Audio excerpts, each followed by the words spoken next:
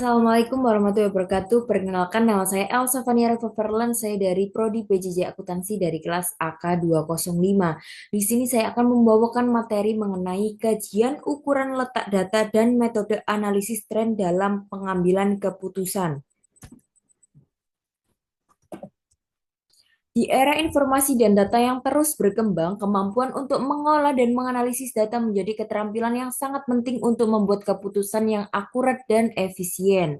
Salah satu aspek penting dalam analisis data adalah memahami ukuran letak data yang memberikan gambaran posisi relatif nilai-nilai dalam kumpulan data, serta metode analisis tren yang berguna untuk mengidentifikasi pola perubahan data sepanjang waktu.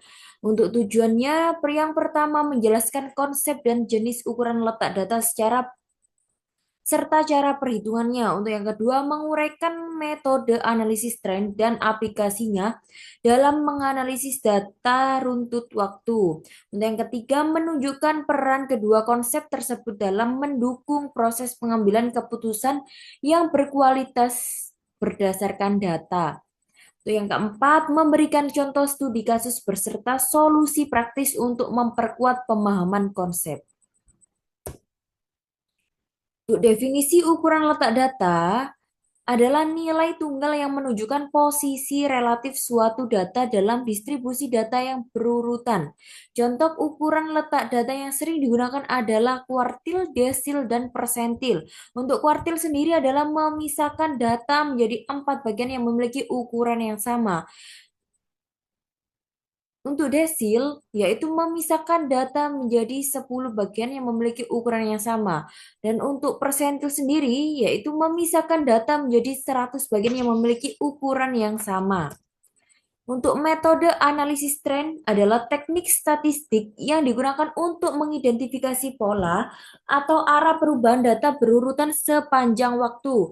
Beberapa metode umum dalam analisis tren adalah yang pertama metode semi rata-rata, yaitu semi average method. Teknik ini teknik analisis tren yang sederhana dan objektif untuk menentukan arah tren dalam menentukan runtut waktu. Metode ini membagi data menjadi dua bagian yang sama jumlahnya. Dari masing-masing bagian tersebut dihitung rata-rata nilai dengan rata-rata dari kedua bagian ini. Kemudian ditentukan dua titik rata-rata yang mewakili masing-masing kelompok data. Untuk yang kedua ada metode garis lurus kuadrat terkecil, least square method. Teknik ini untuk menentukan garis lurus terbaik yang paling mewakili data dari sekumpulan pasangan titik X, Y. Ide utama dari konsep ini adalah menentukan suatu garis yang dapat meminimalkan jumlah kuadrat dari perbedaan vertikal, kesalahan, atau residu antara titik data sebenarnya dan titik pada garis. Untuk yang ketiga, yaitu metode moving average atau rata-rata bergerak. Metode ini tujuannya untuk mengurangi fluktuasi atau variasi acak dalam data, sehingga tren atau pola pergerakan data lebih mudah dikenali.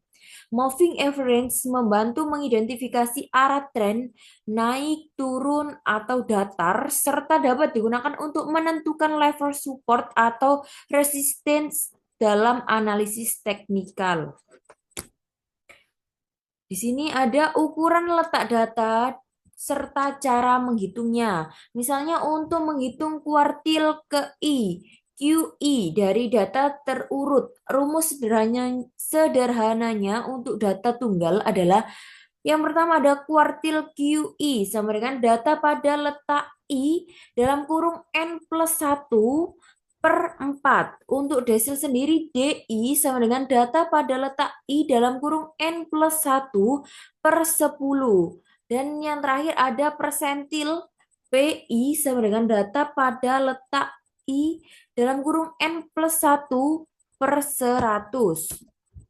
Di sini ada contoh studi kasus data penjualan. Seorang manajer penjualan ingin menganalisis data jumlah penjualan per bulan dari sebuah produk selama 12 bulan. Ini untuk bulannya 1 sampai 12 dan ini untuk penjualan unitnya. Di sini udah tertera untuk datanya.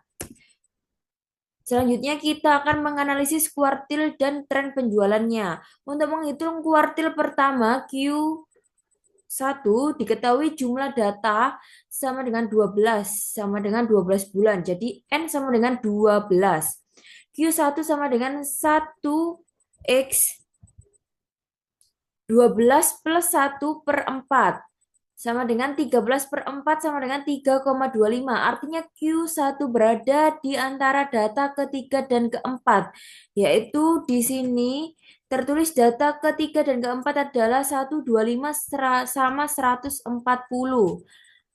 Jadi kita udah masukkan data ketiga 125 dan data keempat 140. Interpolasi Q1 sama dengan data 3 plus 3,25 kali dalam kurung data 4 dikurangi data 3 sama dengan 125 plus 3,25 kali dalam kurung 140 dikurangi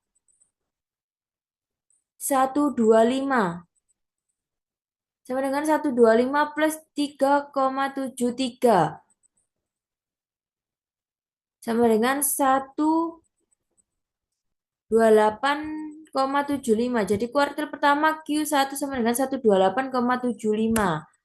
Untuk persamaan tren penjualan, yaitu menggunakan metode kuadrat kecil, yaitu Y sama dengan A plus BX. Dengan hitungan B, N sigma XY dikurangi sigma X sigma Y per N sigma X pangkat 2 dikurangi dalam kurung sigma X pangkat 2. Untuk A, sigma Y per N dikurangi B kali sigma X per N. Untuk sigma X sendiri sama dengan 78 dan sigma Y sama dengan 1860. Dan untuk sigma XY sama dengan 13.770 dan sigma X pangkat 2 sama dengan 650. Untuk N sama dengan 12.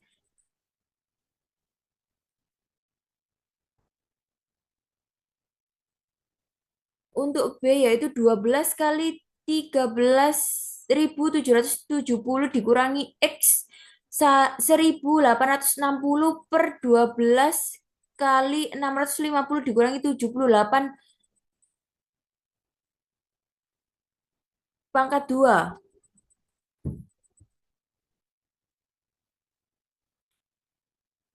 Sama dengan 165.240 dikurangi 145.080 per 7.800 dikurangi 6.084 sama dengan 20.160 per 1.716 sama dengan 11/75. Untuk A 1.860 per 12 dikurangi 11,75 kali 78 per 12 sama dengan 115 dikurangi 11,7,5 kali 6,5 sama dengan 155 kurangi 76,38 sama dengan 78,62. Jadi persamaan tren Y sama dengan 78,62 plus 11,75 X. Interpretasi penjualan diperkirakan meningkat sekitar 11,75 unit per bulan. Untuk kesimpulan dari materi yang kita bahas tadi, yaitu kajian ukuran letak data dan metode analisis tren merupakan dua aspek fundamental dalam statistika yang sangat berguna untuk mendukung pengambilan keputusan berbasis data. Kombinasi kedua metode memungkinkan pengambilan keputusan berdasarkan gambaran posisi data saat ini dan pola perubahan data yang berkelanjutan. Ini untuk daftar pustakanya. Terima kasih. Mohon maaf kalau ada salah kata dari saya. Saya akhiri. Wassalamualaikum warahmatullahi wabarakatuh.